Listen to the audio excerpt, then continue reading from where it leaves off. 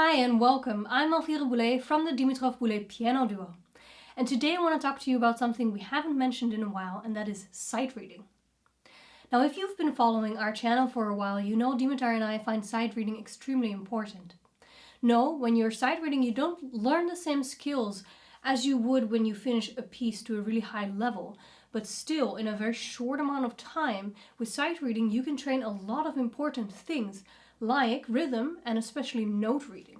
Note reading actually we see is a big weakness for a lot of students. A lot of students are not able to read notes well, or at least not fast enough. And it's such an important skill to have, especially when you're learning new pieces. Now, sight reading really helps you train note reading. Now in this video I want to give two tips, one for beginners, so those of you who are just starting out with sight reading, and one for already a little bit more advanced. I'm going to be sight reading today this little study from the Album für die Jugend from Schumann. And I'll put the link to that if you want to follow along, if you don't have the score, in the description box below. So let's get started. Okay, so the first tip that I have is for beginners with sight reading. So I see that a lot of beginners see, for example, me sight reading, or see somebody they're looking up to, they see them sight reading, and it goes something like this.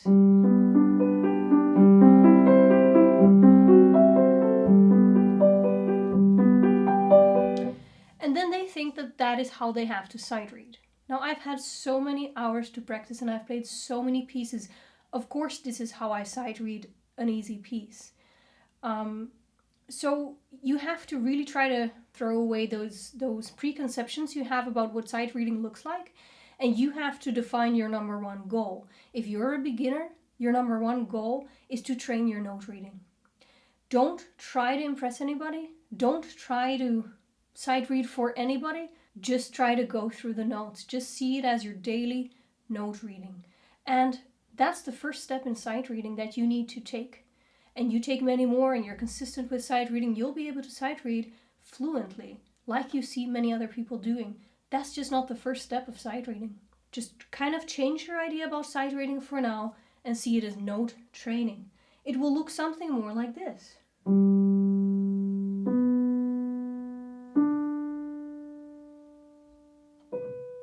You get the idea. Just take your time, just read every note. And the most important thing is that you try to be as conscious as possible. If I can give a general tip for improvement, if you want to improve truly fast, try to make sure that you are conscious of what you're doing, at least most of the time, That is how you'll get the quickest improvement.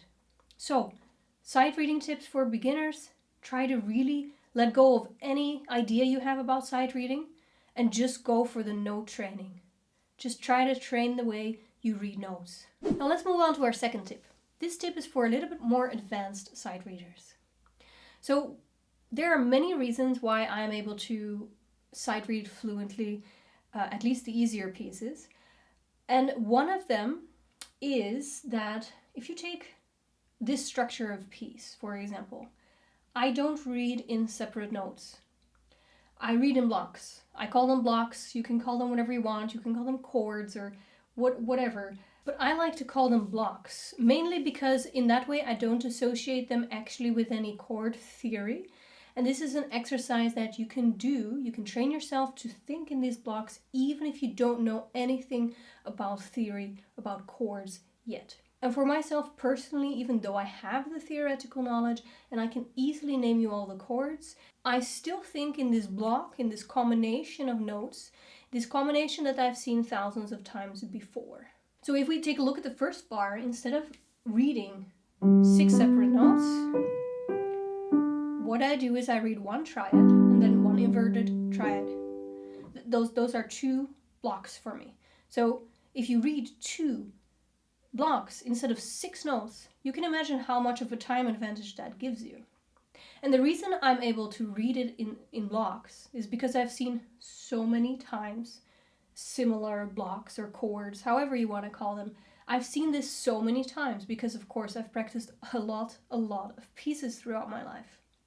Now, you can also exercise this way of reading, and I have the following exercise for you to try to get yourself familiar with this way of reading.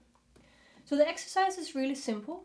Instead of 3 separate notes, I'm going to play the notes as one block. So instead of the study sounding like this,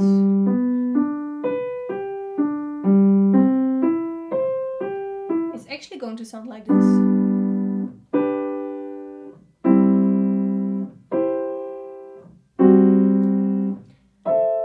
Etc.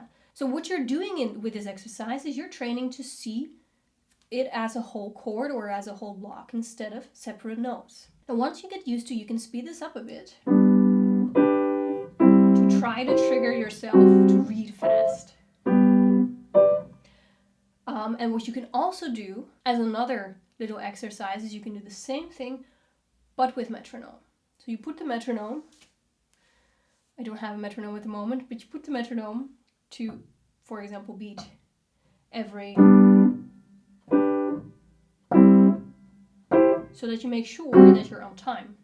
In this way, you force yourself to read the notes within a certain time frame, within the metronome beats. So that's for when you're feeling already a little bit more confident, when you're already getting to read the notes as blocks instead of individual notes. So just like with the first tip, this is actually a step that you can take in order to improve your sight reading.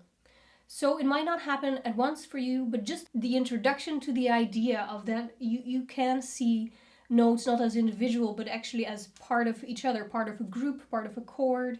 Just having that idea in mind can already help, can already make you search for those kinds of groups or chords in a score. Now I hope this was helpful to you.